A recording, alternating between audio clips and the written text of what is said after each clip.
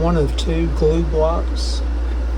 I just traced this one out to create a copy for the other side over here. You can see the big gap that I've got. I'm going to just go ahead and put a bead of glue in here and put some clamps on. Looks a little sloppy right now, but I've got some extra glue down in here. I'll wipe that off once I reclamp everything.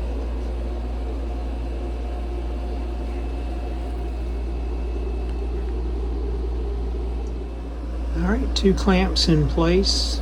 You can see running long ways and then across the cabinet. Got a nice bead of glue down in there. We'll let that dry overnight. Then I'll go back and put the glue block back in the corner and cut another one as well for this corner. You can see I've got the voids to fill. Save your popsicle sticks or craft sticks. I buy these in bulk and I just cut it to the correct. Of course, I'll place glue on there, make it just a little higher, and go back and sand it after gluing this in. Then for these corner pieces, I'll take pieces of this or some toothpicks and fill these voids with glue and do the same.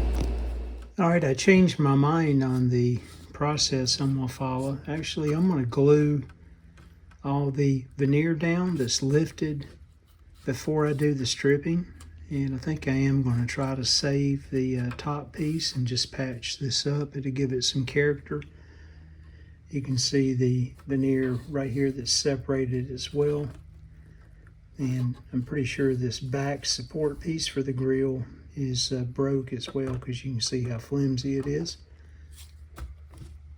Some more chipping there around the dial, numerous places. So I may go ahead and do the glue down first and actually try to make some of the veneer repairs ahead of time, and then do some sanding, sealing, etc. in the cabinet. You see this area here, water damage. See if I can get that to lay back down. I'll cut that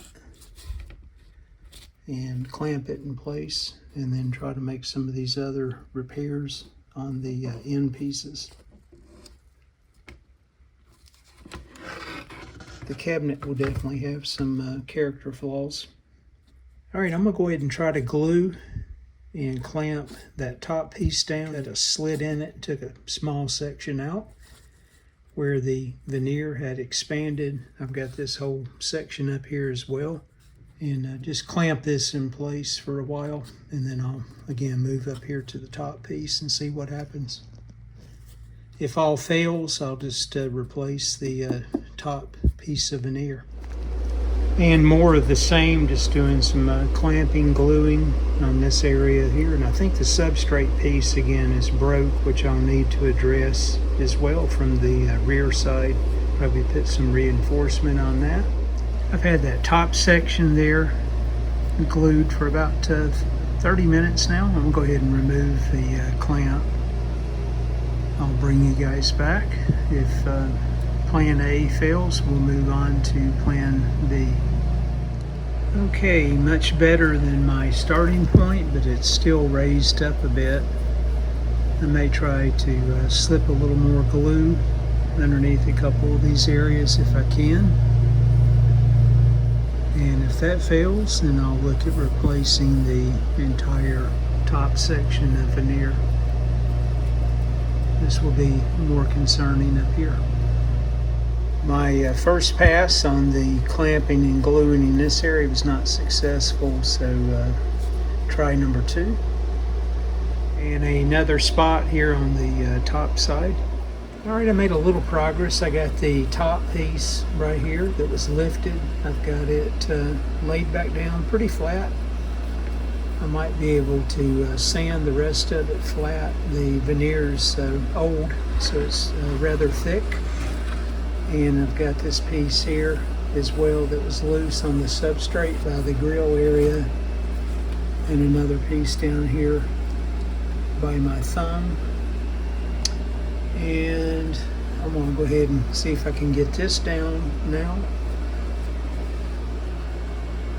And go ahead and probably do a repair here. Some of these little small chips that you see on these edges, I'm going to just fill those with wood filler, a walnut based. I think that'll blend and to give it some character to go along with the old chassis from 1937.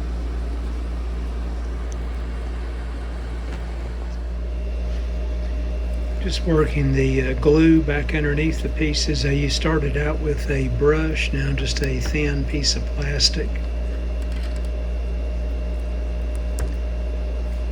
Making sure I get it underneath the veneer as far as possible.